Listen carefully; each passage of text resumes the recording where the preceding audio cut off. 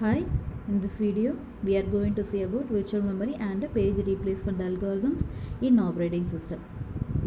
So what is virtual memory? Virtual memory is a memory management capability of an operating system which uses hardware and software to allow a computer to compensate for physical memory shortages. So virtual memory is ஒரு memory management technique தான். இது வந்து எப்போ உங்களுக்கு வந்து physical memory வந்து shortage ஆகுதோ அந்த மாதிரி டைமில் அந்த ப்ராப்ளத்தை ஓவர் கம் பண்ணி அந்த ஷார்ட்டேஜை ஓவர் கம் பண்ணுறதுக்கு நம்ம வந்து இந்த விர்ச்சுவல் மெமரி டெக்னிக்ஸை யூஸ் பண்ணுறோம்.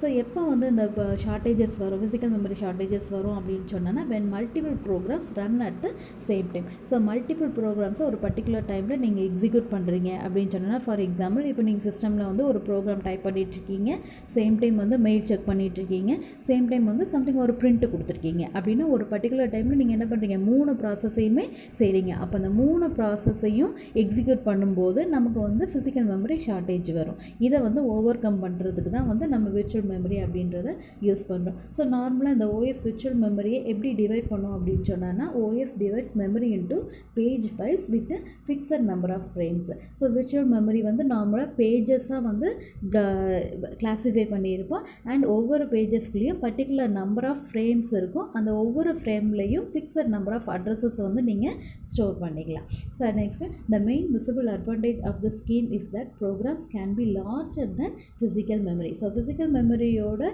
virtual memoryயோட ஒரு மெயின் அட்வான்டேஜ் என்ன அப்படின்னு சொன்னான்னா, physical memoryயை விட லார்ஜர் சைஸில் இருக்கக்கூடிய ப்ராசஸை கூட இந்த virtual memory யூஸ் பண்ணி நீங்கள் வந்து சக்ஸஸ்ஃபுல்லாக எக்ஸிக்யூட் பண்ணலாம். அடுத்து memory management unit. Virtual memory பற்றி படிக்கும்போது கண்டிப்பாக இந்த மெமரி மேனேஜ்மெண்ட் யூனிட் பற்றியும் தெரிஞ்சிருந்துருக்கணும். ஸோ ஒரு ப்ராசஸ் நீங்கள் எக்ஸிக்யூட் பண்ணுறீங்க, எக்ஸிக்யூட் பண்ணும்போது அது எங்கேருந்து எக்ஸிக்யூட் ஆகுது அப்படின்னு சொன்னால் உங்களோட CPU தான் அந்த ப்ராசஸ் எக்ஸிக்யூட் ஆகுது. தட் மீன்ஸ் அந்த ப்ராசஸ்க்கு தேவையான டேட்டாஸ் எல்லாமே உங்களோட CPU மெமரிக்குள்ளே இருந்தால் மட்டும்தான் அந்த ப்ராசஸை நீங்கள் வந்து சக்ஸஸ்ஃபுல்லாக ரன் பண்ண முடியும். அப்படின்றப்போ இந்த விர்ச்சுவல் மெமரி ரன் டைமில் இந்த விர்ச்சுவல் மெமரியில் இருக்கக்கூடிய டேட்டாஸை அட்ரஸையை ஃபிசிக்கல் மெமரிக்கு நீங்கள் கண்டிப்பாக மேப் பண்ணணும். இந்த மேப் பண்ணுறதுக்கு யூஸ் பண்ணுறது தான் வந்து இந்த மெமரி மேனேஜ்மெண்ட் யூனிட் அப்படின்றது. ஸோ அடுத்தது வந்து இந்த விர்ச்சுவல் மெமரியை வந்து நம்ம எப்படி இம்ப்ளிமெண்ட் பண்ணுறோம் அப்படின்னு சொன்னோன்னா, இதுக்கு ஒன் ஆஃப் த டெக்னிக் தான் வந்து டிமாண்ட் பேஜிங் அப்படின்றது. ஸோ இந்த டிமாண்ட் பேஜிங்கில் என்ன பண்ணுறோம் அப்படின்னு சொன்னோன்னா, where processes reside in the secondary memory and pages are loaded only on demand, not in advance. நார்மலாக வந்து ப்ராசஸ் எப்போவுமே செகண்டரி ஸ்டோரேஜில் இருக்கும். எப்போ நீங்கள் எக்ஸிக்யூட் பண்ணுறீங்களோ அப்போ தான் வந்து உங்கள் CPUக்கு வந்து ட்ரான்ஸ்ஃபர் ஆகுது. ஸோ அப்போவும் எப்போ எந்த பர்டிகுலர் டைமில் உங்களுக்கு அந்த டேட்டா தேவையோ அந்த டைமில் மட்டும் CPUக்கு நீங்கள் வந்து டேட்டாவை ட்ரான்ஸ்ஃபர் பண்ணுறீங்க. இப்போ ஃபார் எக்ஸாம்பிள், இப்போ உங்களோட ப்ரோக்ராமில் வந்து ஒரு 4 ஃபங்க்ஷன்ஸ் இருக்குதுன்னு நினச்சிக்கோங்க. அந்த 4 ஃபங்க்ஷனுமே ஒரே டைமில் எக்ஸிக்யூட் ஆக போகிறது கிடையாது. ஃபஸ்ட்டு வந்து எந்த ஃபங்க்ஷன் தேவையோ அந்த ஃபங்க்ஷனுக்கு தேவையான டேட்டாஸை மட்டும் நீங்கள் என்ன பண்ணணும், உள்ள CPUக்குள்ளே கொண்டு போகிறீங்க.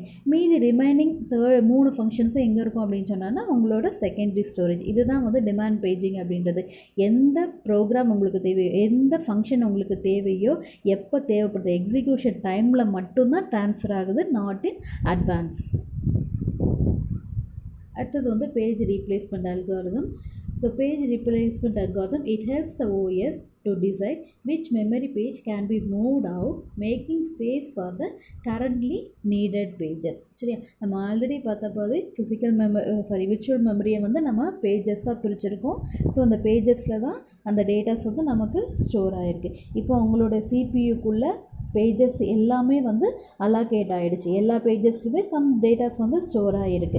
அடுத்தாப்பில் ஒரு ப்ராசஸ் எக்ஸிக்யூட் பண்ணுறதுக்கு புதுசாக ஒரு டேட்டாவை நீங்கள் வந்து உங்களோட CPUக்குள்ளே கொண்டுட்டு வரணும். ஆனால் CPUக்குள்ளே இருக்கக்கூடிய பேஜஸ் எல்லாமே ஃபுல்லாக இருக்குது அப்படிங்கும்போது அப்போ நான் எந்த பேஜை வந்து ரீப்ளேஸ் பண்ணுறது, எந்த பேஜை நான் வந்து ஃப்ரீ பண்ணிவிட்டு அந்த கரண்ட்லி நீடட் ப்ராசஸை வந்து ஸ்டோர் பண்ணலாம் அப்படின்றதுக்கு யூஸ் பண்ணுறது தான் வந்து அந்த பேஜ் ரீப்ளேஸ்மெண்ட் அல்காரிதம்.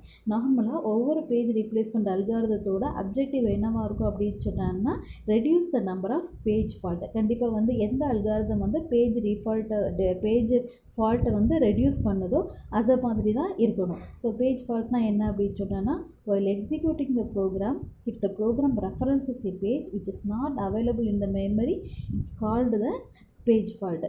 அதாவது நீங்கள் எப்போ எக்ஸிக்யூட் பண்ணுறீங்களோ எக்ஸிக்யூட் பண்ணுறதுக்கு தேவையான டேட்டா இருக்கக்கூடிய பேஜ் வந்து உங்களோட சிபியூக்குள்ளே இருந்துச்சு அப்படின்னு சொன்னால் நோ ப்ராப்ளம். இப்போ உங்களுக்கு வந்து அந்த பேஜ் உங்கள் பர்டிகுலர் ப்ராசஸ்ஸை எக்ஸிக்யூட் பண்ணுறதுக்கு தேவையான டேட்டா வந்து உங்களோட சிபியூவில் இல்லை அப்படின்னு சொன்னால் அதை தான் வந்து நம்ம பேஜ் ஃபால்ட் அப்படின்னு சொல்லி.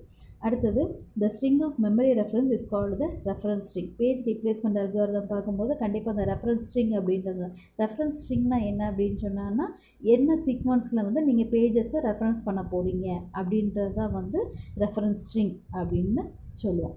ஓகே, நெக்ஸ்ட் வீடியோவில் நம்ம பேஜ் ரீப்ளேஸ்மெண்ட் அல்காரிதம் பற்றி பார்க்கலாம்.